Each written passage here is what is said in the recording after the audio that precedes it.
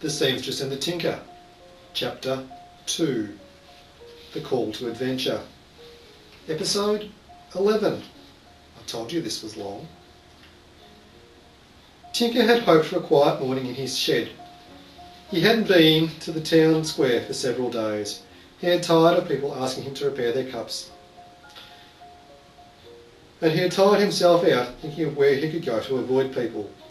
He realised though that no matter where he went, someone would ask him to repair a cup, and there was nothing he could do, and this made his fingers twitch. He leaned back with his weight on one leg and sucked on a tea bag, the tag hanging out of his mouth and flapping against his chin. This annoyed him. Someone had to do something. Life without a cup of tea was just not worth tinkering. He leaned forward and selected his mallet from the shadow board and touched it to his forehead. Lost in thought, there was a piece of timber. He lacked motivation. Apathy had set in, and all he could think of was the bittersweet taste of a real cup of tea. And this is a picture of the tinker in his shed, not enjoying his tea.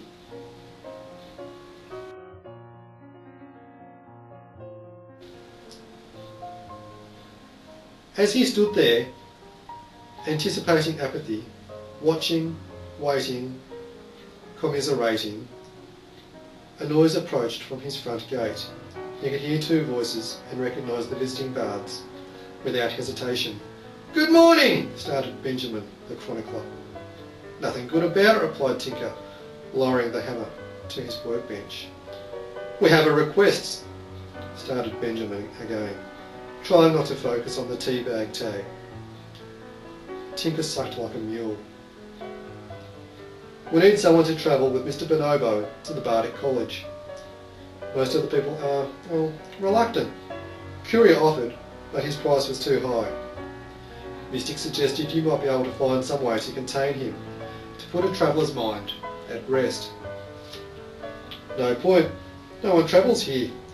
Tinker was having a hard time convincing himself with his tea bag. "Not to the Nord anyway. Never Never Land, Dunwich, Brobdingang, Narnia, but not to the Nord. Seamstress might be able to gift you a swatch of fabric to wrap him up in and hang it off a staff like a swag." She offered that idea herself, but that would be an insult. Them puppeteers are a queer lot. Maybe you could take him. What about the Tinkerversity? That's to the Nord. Nah, not going back there. No reason to. Not since the vomit choking. That took out the last of them. I was safe here. Since the Master Tinkers fell.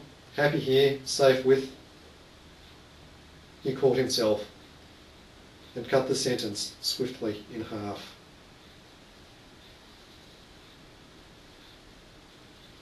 And that is the end of Chapter 2 of The Seamstress and the Tinker.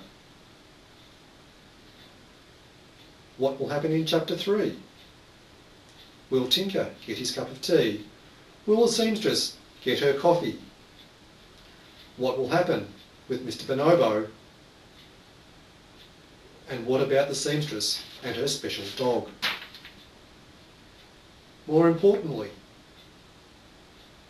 will we find these things out in Chapter 3?